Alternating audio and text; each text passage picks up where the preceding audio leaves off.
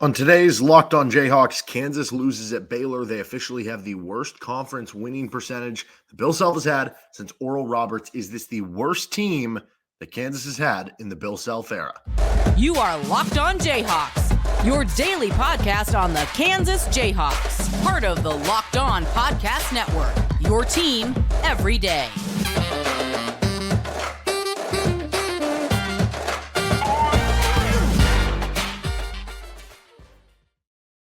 I'm Derek Johnson. Thanks for tuning in here to Locked On Jayhawks. Give me a follow on social media at DJohnsonRadio. You can find our show with Locked On Jayhawks anywhere you get your podcasts, including on our YouTube page where you can like and subscribe to the show. They get it everydayers listening to all of the action. We're going to talk about KU basketball losing to Baylor, talk a little bit about the game. Is this the worst team that Bill Self has had in his time at Kansas? Why there is still hope for a run during the NCAA tournament and in March. KU women's basketball scoring a big top 25 win, another one for them over this nice run of play. First, this episode of the show, though, is brought to you by Nissan. Are you the kind of driver that likes to push things a little further? Ever wonder what adventure could be around the corner? Take the Nissan Rogue, Nissan Pathfinder, or Nissan Armada and go find your next big adventure. Check them all out today at nissanusa.com.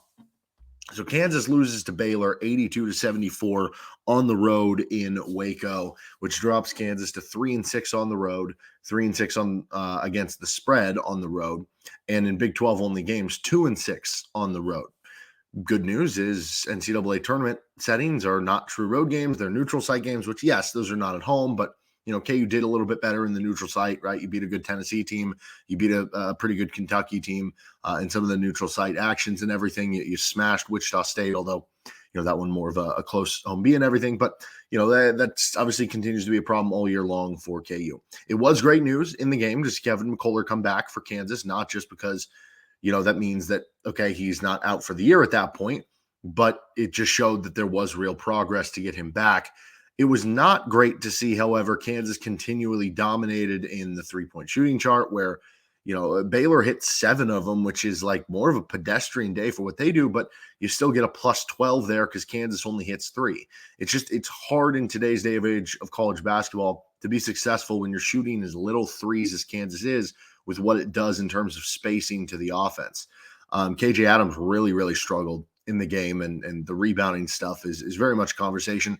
Johnny Furphy really struggled and then doesn't play critical minutes. It was not the finest work for Kansas, and the result has left Kansas in this unusual and uncomfortable place that you're not normally used to seeing them be in. From a team standpoint, it feels like they are trending in the wrong direction. They're not clicking. Like some other teams we're going to bring up here in the conversation of what is the worst team of the Bill Self era. Is this it? Is it in the discussion?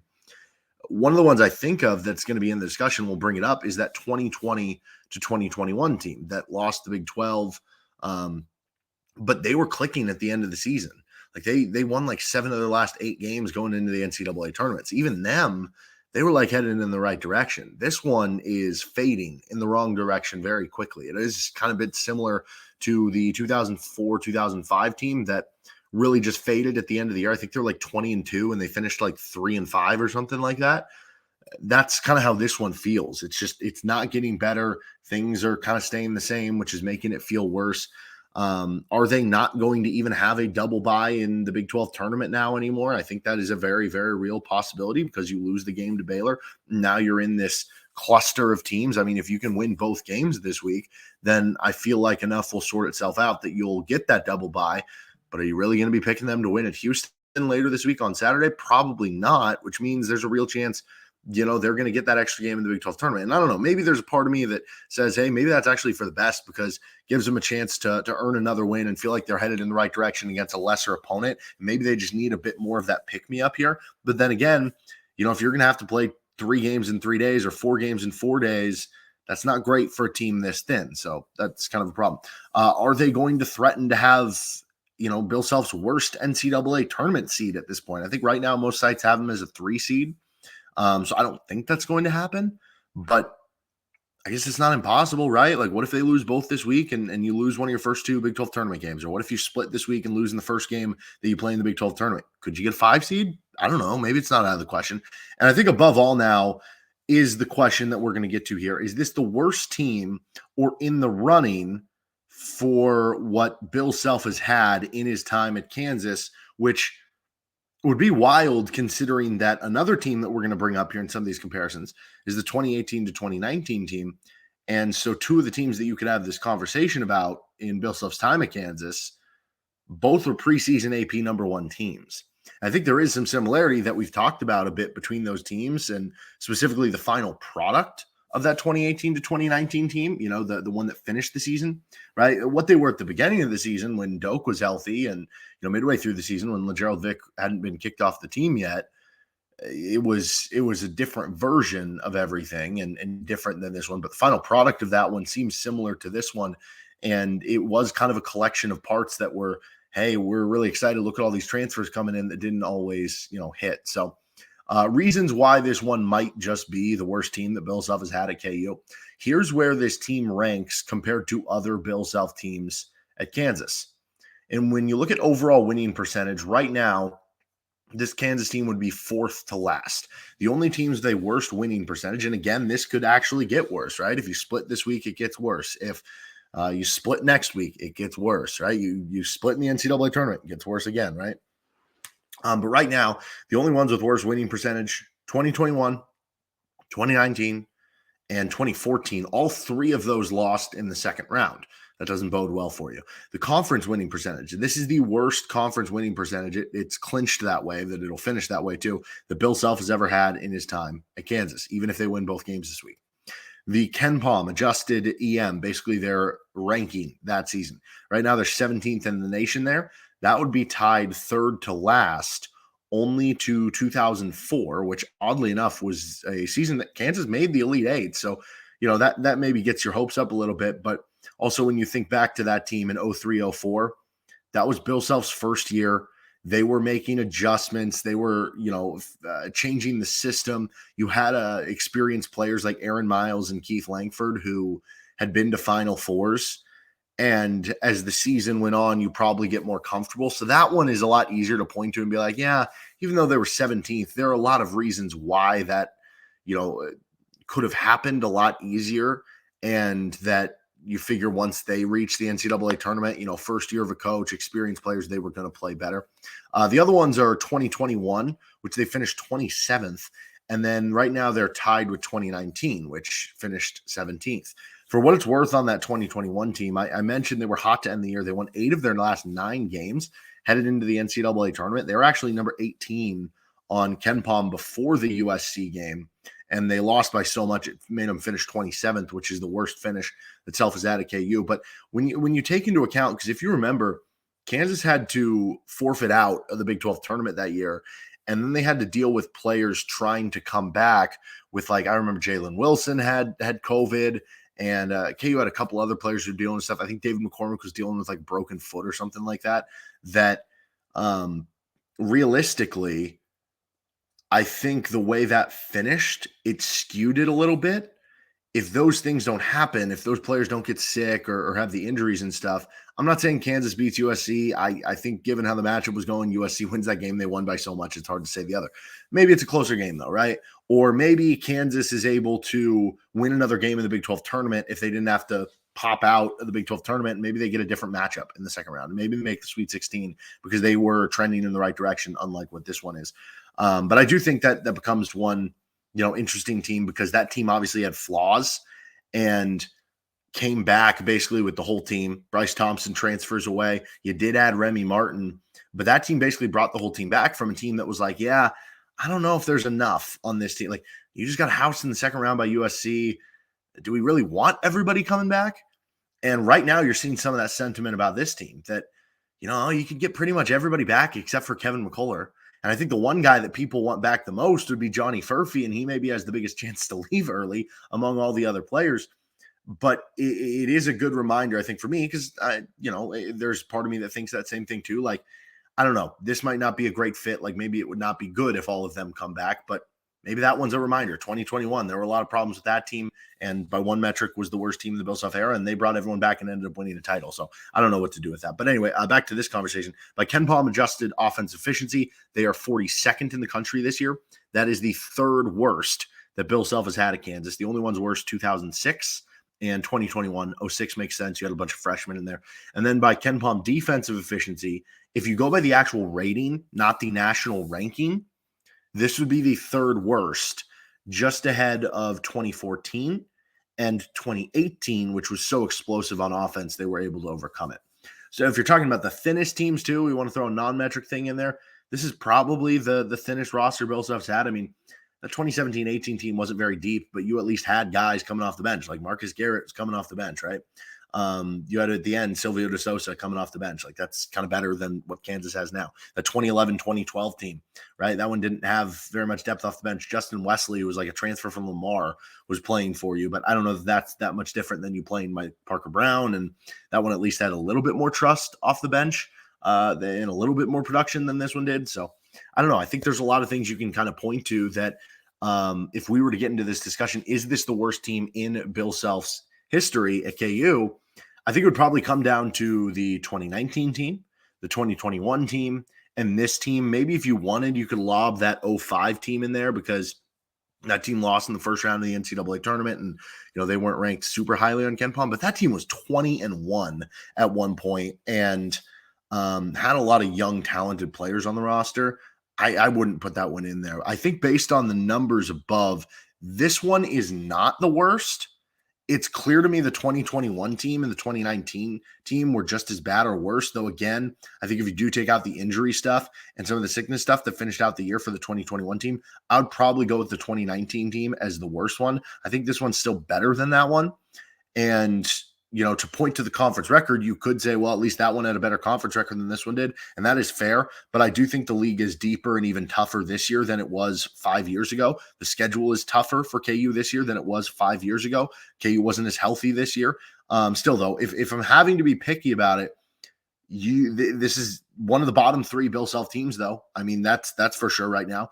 This is the bottom three team. The good news is you still got a couple weeks to erase that. You still have March. You still have the NCAA tournament to wipe all that taste out of your mouth. We see programs do that all the time in a given year. Maybe this is one of those years for Kansas because typically we don't really see that as much. So let's talk about what they have the opportunity to do in March and why there's still hope that they maybe could go on a run in the NCAA tournament. Some KU women's basketball after that on this episode of Locked On Jayhawks. We are brought to you by Nissan. Are you the kind of driver that likes to push things a little further? Ever wonder what adventures could be around the next corner? Our friends at Nissan have a lineup of SUVs with the capabilities to take your adventure to the next level. The 2024 Nissan Rogue is perfect for city drivers and great escapes.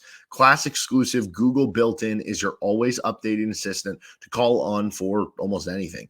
Gone are the days of connecting your phone. Google Assistant, Google Maps, and Google Play Store are built right into the 12.3-inch HD touchscreen infotainment system. The 2024 Rogue is the perfect mid-size crossover for your next adventure. Nissan's incredible lineup also includes the 2024 Nissan Pathfinder, has room up to 8, an expansive cargo capacity, and advanced available 4x4 capability with 284 horsepower and up to 6,000 pounds towing. When adventure calls, the Pathfinder is there to answer. Take the Nissan Rogue, Nissan Pathfinder, or Nissan Armada and go find your next big adventure. Shop NissanUSA.com.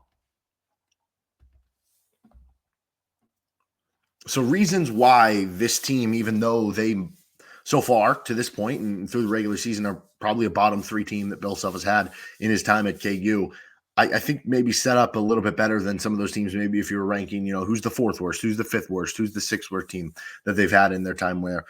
Because I do think if this team ends up making, let's say they get a 3 seed in the NCAA tournament and make it to the Sweet 16, maybe we'll look back on this in 5 years and be like, yeah, that wasn't a great team, but I don't know, 3 seed making the Sweet 16, I think back to that Tennessee team with like Grant Williams and Admiral Schofield and stuff. And maybe this is a bad example because Rick Barnes hasn't been, the shining example of like NCAA tournament success. But that team was like a 2 or a 3 seed that made the Sweet 16. And I just remember that was like a program defining team for that Tennessee program. And that's what they did. And what I just described, it would feel like a down year. And maybe that's fair because that's the, bar. You're at a different expectation level when you're blue blood and when you're Kansas and when you're trying to hang a national title banner, that it's more than that. And you're trying to hang Final Four banners and conference championship banners and everything. So I do get it. It's different. I just wonder if that would take away some of the stink of what I guess has kind of happened here over the course of conference play. The other thing, if Kevin is getting healthy, which it seems like the proof's in the pudding that he is, because he played in the Baylor game, and that is obviously a knock in the right direction. That, yes, Kansas has not had the best conference play, and I'm already going to hate that I'm about to say what I'm about to say, because there are so many other things that are not close between these two. But last year, let's not forget, Connecticut won the national title. They were the 4 seed in the one region. And were they underseeded? Yes, absolutely they were, because they were like top 5, something like that, in KenPom coming into the tournament, to where like it was like, okay, this is one of the better teams in the country. Now, that said, they did go 13-7 in conference play. At one point they were 8-7. Kansas is 9-7 in conference play. So like there are some, and that UConn team was dominant in the non-con. They went 14-0 in non-con, and then they ran through the NCAA tournament. If you include the conference tournament, they were basically 14-8 in Big East play. Could something like that happen with Kansas, where they get out of Big 12 play, where it's a tough schedule, and we saw them play really well in the non-con, and things start clicking, they get healthy again, and they make a run to an Elite 8? No, that's not unthinkable at all. So I will say that. I will say, too, Hunter Dickinson has had success in the NCAA tournament. You go back to his freshman year, goes all the way to the Elite 8, and ran into kind of a buzzsaw on that UCLA team, which was a very close loss. They easily could have gone to the Final Four.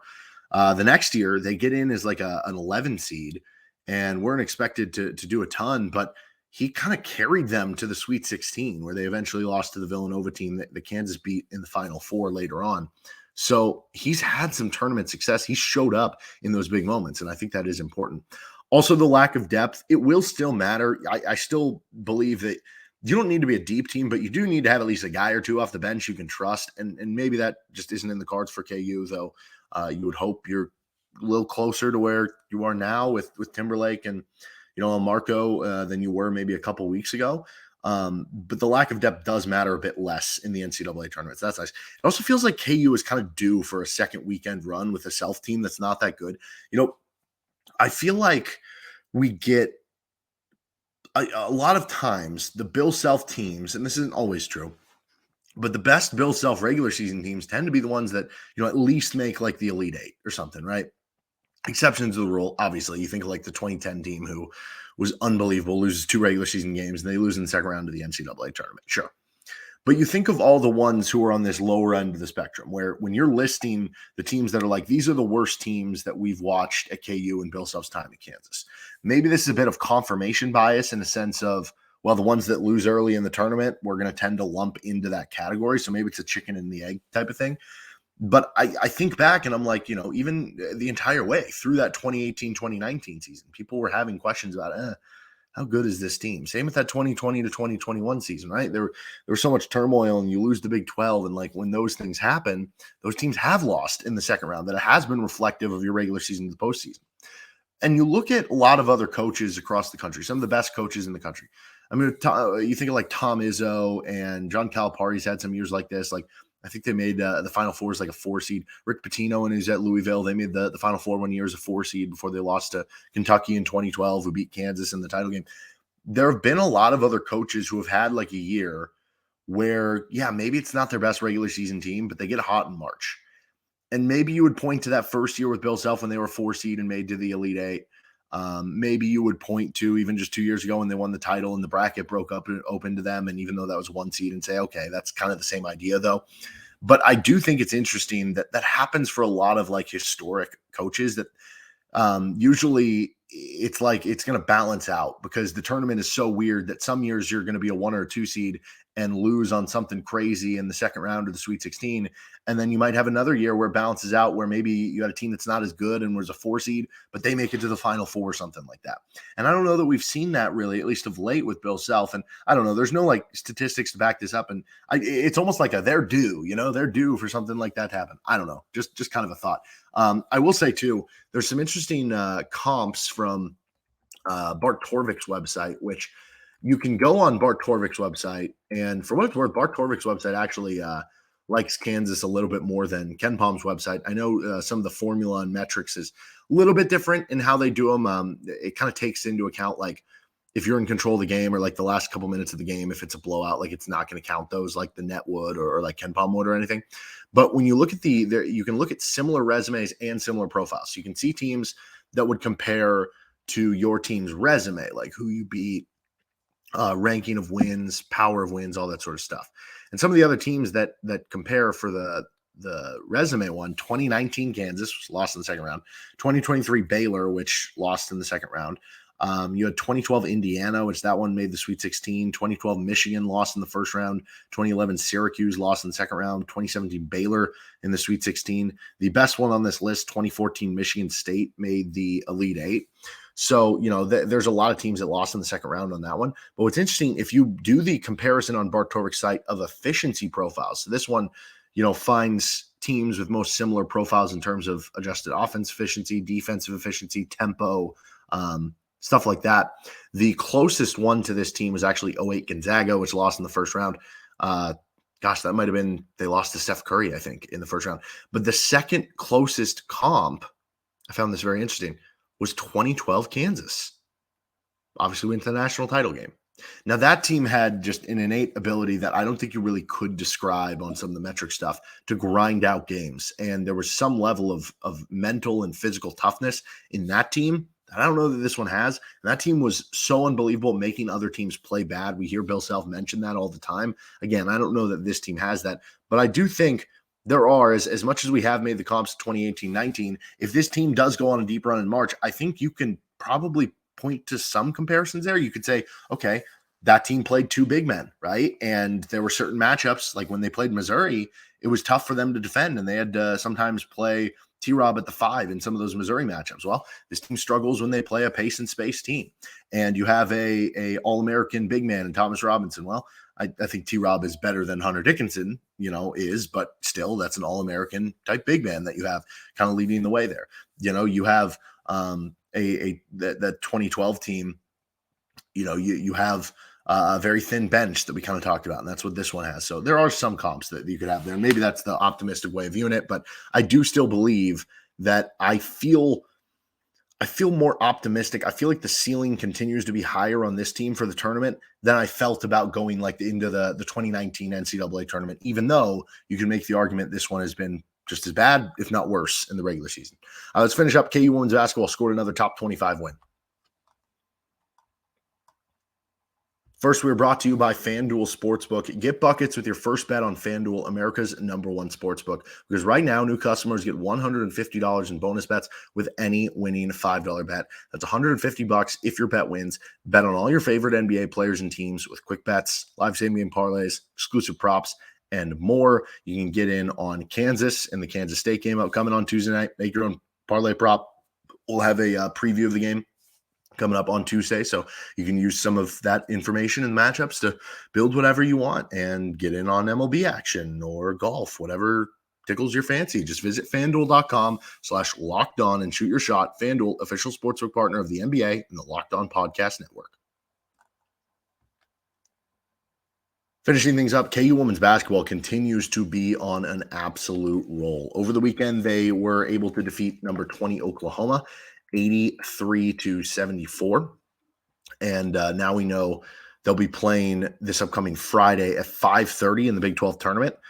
They will be the 7 seed in the Big 12. They're going to be playing the 10 seed BYU, who they already beat twice as part of this kind of recent stretch where they've started to, I guess, play really well. And because, they lost at Oklahoma, and then it was 5 straight wins. Then they lost to Baylor, and now they've won 3 consecutive games. So in total, 8 of their last 9 games.